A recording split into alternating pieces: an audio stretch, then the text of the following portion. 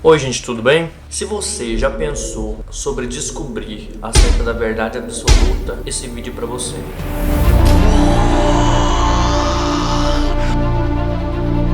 Gente, hoje a gente vai falar sobre Friedrich Hegel, um autor muito importante do idealismo alemão, vai influenciar muitos autores posteriores, inclusive o Marx, e que vai trazer uma concepção filosófica totalmente diferente do que a gente tinha visto antes.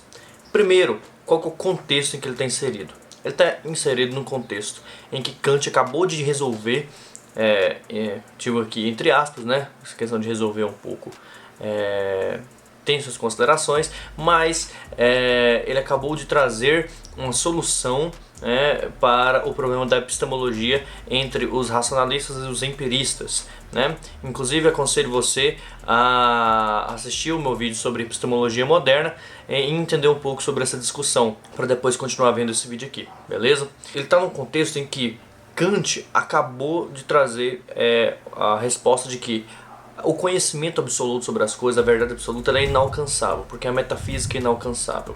Hegel, por outro lado, vai discordar disso daí. Ele vai dizer que a metafísica, a verdade absoluta, ela é perfeitamente alcançável. Só que não é bem simples, né? Qual que é o pensamento, qual que vai ser a linha de pensamento que ele vai traçar para chegar ali? Bem, começando, é importante vocês entenderem que para Hegel não existe uma verdade que seria universal de um determinado momento histórico. Como assim? Ele está associando filosofia e história. As verdades, elas têm desenvolvimentos ao longo da história. Segundo Hegel, a verdade de 100 anos atrás não é a mesma verdade de hoje que a gente tem, o que é correto, o que não é, enfim. Essas verdades elas se moldam ao longo do processo histórico. Esse processo de desenvolvimento ao longo de toda a história é o que ele vai chamar de espírito do mundo, ou a totalidade. A gente tem um processo racional para o desenvolvimento do pensamento das pessoas. Então, por exemplo, há cerca de 200 anos atrás, defender a escravidão não seria tão absurdo quanto defender hoje, porque a verdade daquele período é uma verdade diferente da verdade de hoje, por exemplo. Esses pensamentos, eles se moldam ao longo da história.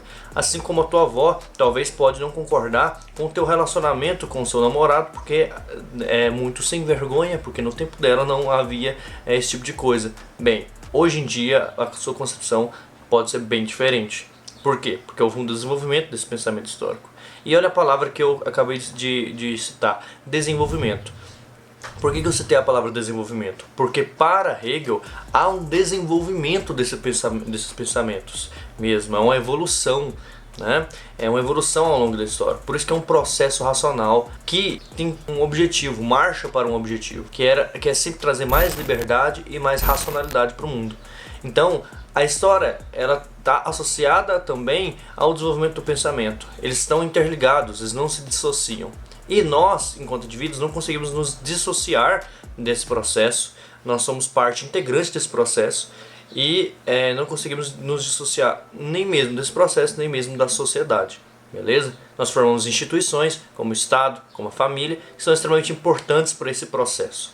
Beleza? Então, dado isso, é importante entender que os pensamentos anteriores a nós, eles são a parte fundamental para que nós tenhamos o nosso pensamento hoje. Então, nós somos limitados historicamente. Nós temos a limitação do nosso contexto, né, de como que a gente vive, quais são as condições de vida, e temos também a limitação com relação ao pensamento que vigora no tempo em que a gente vive. Então, por exemplo, os punks terem surgido na década de 70 é uma reação, um pensamento que vai surgir conflituoso com relação principalmente à moralidade conservadora e também, em visões mais políticas, né, a questão do capitalismo selvagem. Enfim, são críticas com relação ao sistema econômico. É muito importante entender que, a partir do que a gente acabou de falar sobre essa questão de conflito de pensamentos, Hegel desenvolve um conceito chamado de dialética. Dialética já foi um termo usado por outros autores, mas com outros significados. Dialética para Hegel é uma dialética idealista que fala sobre conflitos entre pensamentos que geram outros pensamentos. Então, para não ficar difícil, olha que interessante, um pensamento, ele necessariamente, ele cria a partir dele, ele tem a partir dele, não conscientemente, mas é um processo que faz parte do processo da totalidade, né? Isso faz parte de como o mundo se comporta, de como ele se manifesta. Ele tem pensamentos que vão contradizê-lo, o conflito entre esses dois pensamentos vai surgir aí um pensamento novo. É o que ele vai chamar de tese, que seria o pensamento, antitese, o pensamento conflituoso, e a síntese, que seria um pensamento novo.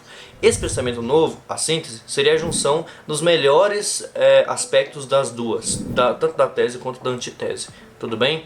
Então, um exemplo claro aqui que a gente pode citar é a questão da epistemologia. A gente tinha o racionalismo. A partir do racionalismo, tivemos o empirismo. O empirismo, em conflito com o racionalismo, vai trazer uma nova síntese que Kant vai trazer para a gente, que é o idealismo transcendental.